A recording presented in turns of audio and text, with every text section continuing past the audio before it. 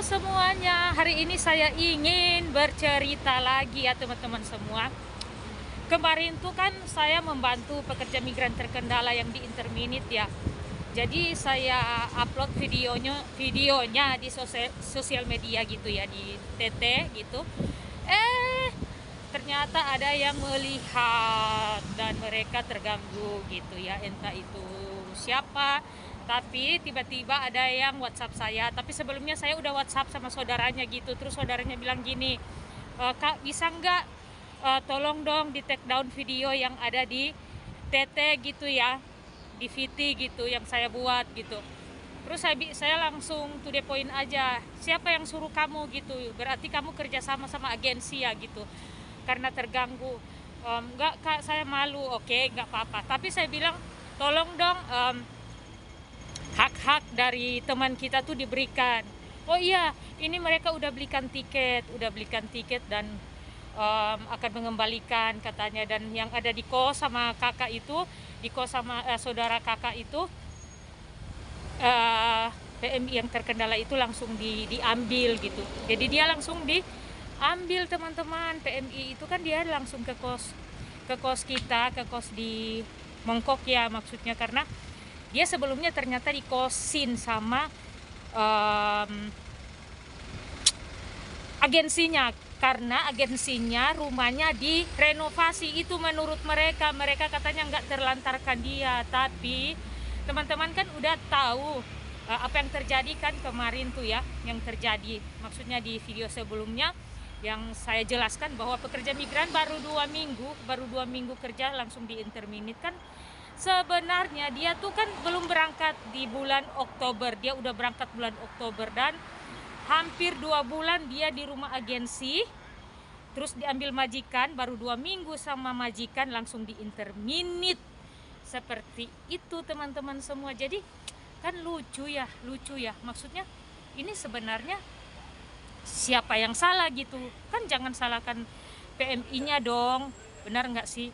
Dia kan nggak tahu apa-apa, tiba-tiba langsung diberangkatkan. Kata agensinya, kamu kan sebenarnya belum bisa berangkat karena nanti majikan cancel. Lo kan yang seharusnya bertanggung jawab kan agensi dan PT. Masa disalahkan pekerja migran? Benar nggak sih?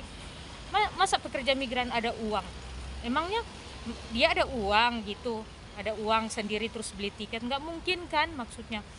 Terus tiba-tiba udah saya tag Kepala Badan BP2MI, saya tag Pak Beni Ramdhani untuk tolong dong liatin PT yang nggak jujur gitu maksudnya kan. Tambah kan anak baru 2 minggu, PMI-nya baru 2 minggu. Masa kan dia langsung di Interminit dan minta lagi uang. Kata agensinya gini, oh kamu kalau pulang harus bayar 18 juta.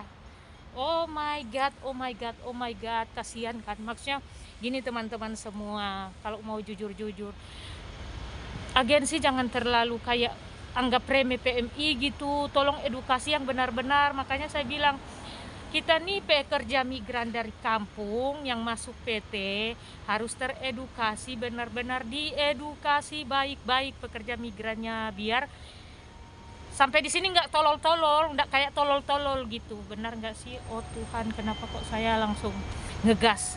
Enggak teman-teman semua. Jadi pekerja migran tuh kenapa mereka di sini kayak bingung-bingung, karena memang belum teredukasi dari PT-nya gitu, dari BLK-nya belum teredukasi dong. Kenapa dia langsung diberangkatkan di sini? Dia nggak tahu apa-apa, terus diam dulu di rumah agensi. Lama loh dia diam di rumah di boarding house gitu ya, sekitar hampir 2 bulan loh. Dia berangkat Oktober, nanti dia diambil tuh bulan Desember baru kerja, diputusin kontrak 2 minggu. Ya tolong, stres nggak sih? Kena mental nggak sih? Kena mental dong orangnya, benar nggak sih? Jadi apa namanya, PT ini gimana sih? Maksudnya ini PJTKI gimana sih memberangkatkan anak-anak pekerja migran tuh nggak berkomunikasi dengan baik. Terus itu kan videonya masih ada, saya simpan. Dia ngomong bahwa sebenarnya kata agensi saya belum bisa berangkat kok, saya diberangkatkan gitu. Dan benar kan majikan interminit, dan saya dengar-dengar dari cerita-cerita yang lain gitu, ternyata anaknya nih nggak inisiatif, katanya nggak inisiatif.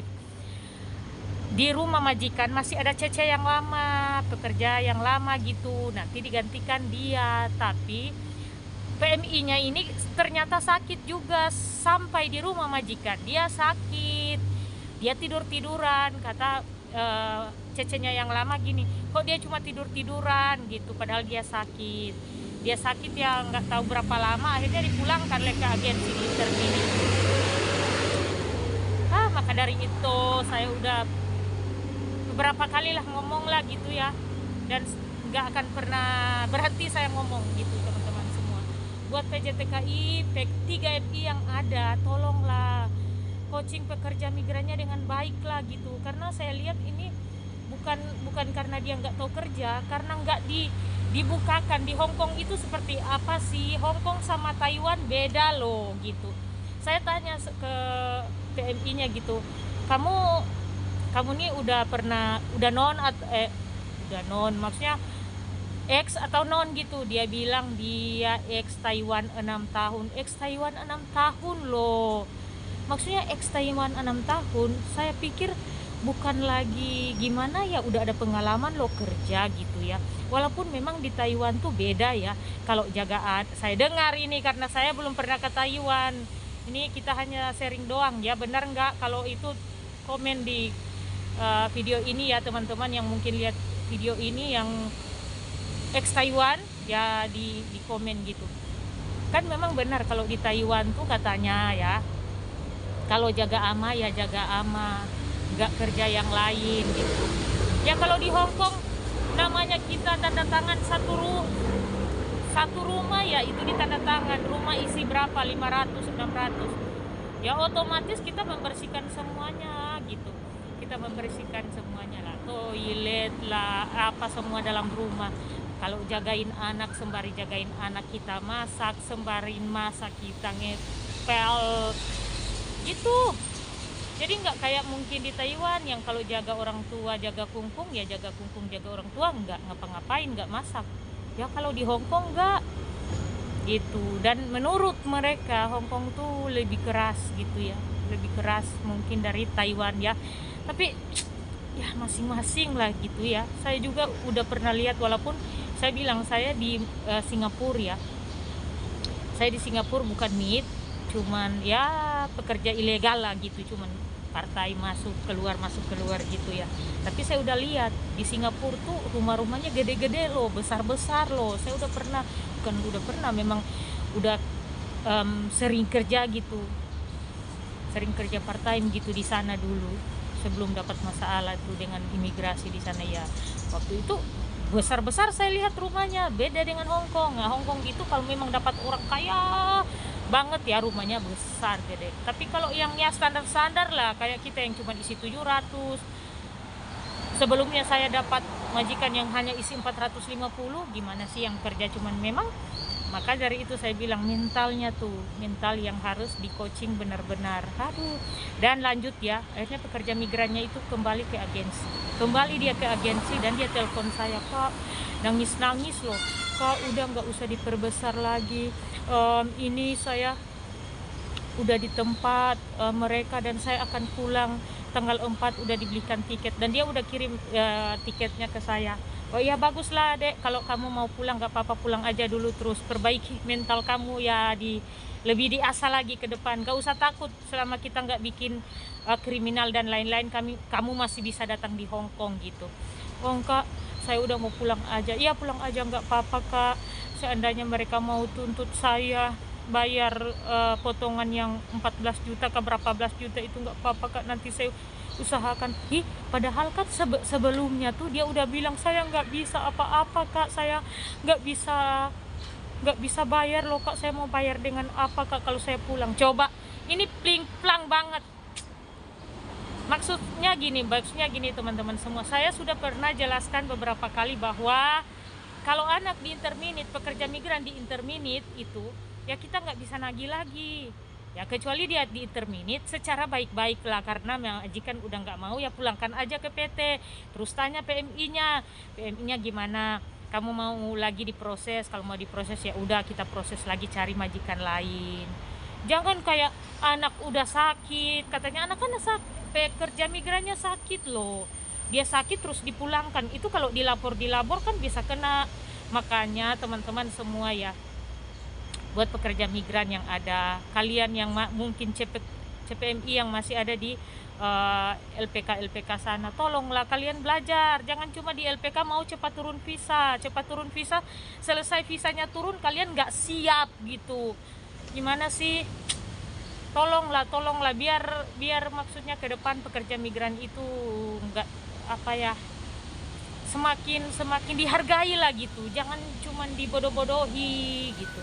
Terus belajar sebelum kalian tanda tangan hutang, lihat hutang kalian tuh berapa, minimal biaya penempatan pekerja migran itu hanya 20 juta, melebihi dari 20 juta itu overcharging ya, overcharging atau biaya berlebihan. Karena sampai hari ini kita tuh belum bisa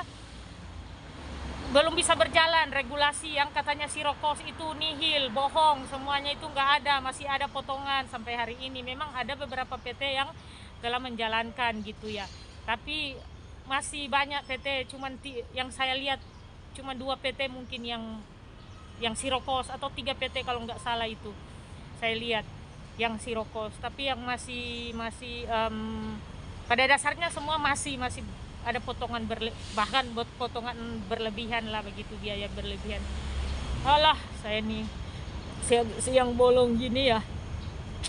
Oke teman-teman semua, seperti itu.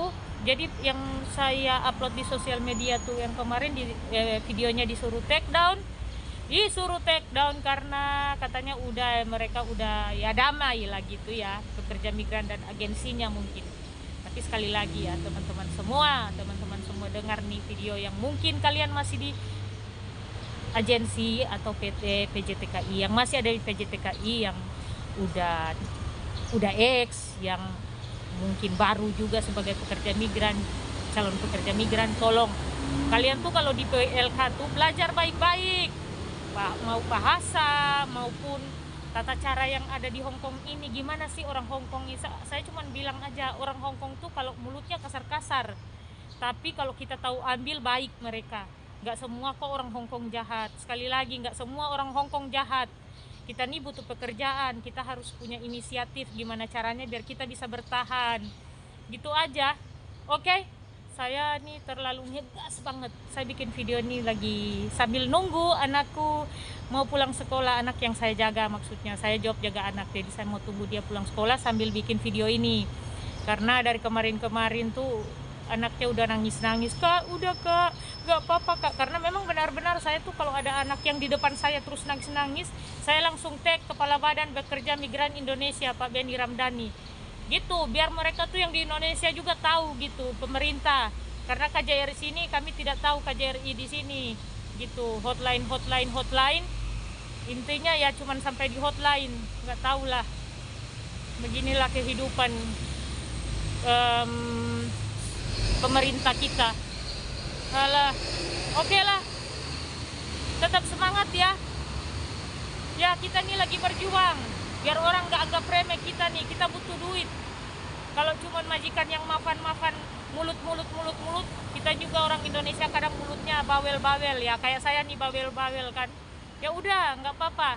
Jangan remeh-temeh apalah gitu.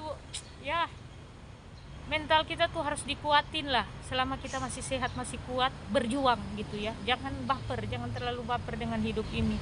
Dan kalian yang di interminate nggak usah takut, pulang aja. Nanti ke depan proses lagi. Ini hidup belum berakhir. Ketika kita ada masalah, ada problema, ini hidup belum berakhir. Yang penting kita sehat, kita masih bisa berjuang. Oke? Tetap semangat ya, tetap semangat. God bless, bye-bye.